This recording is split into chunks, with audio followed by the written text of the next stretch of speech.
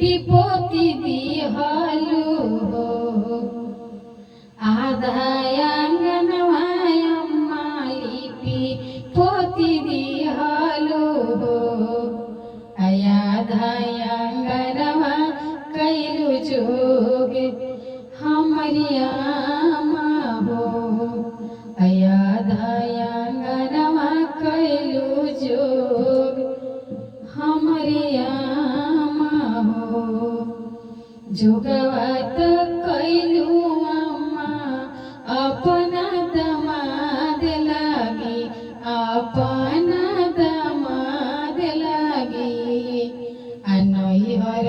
छोड़वलु हमार सुनयामा हो नैहर छोड़वलु हमार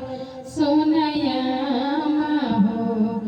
नैहर छोड़वलु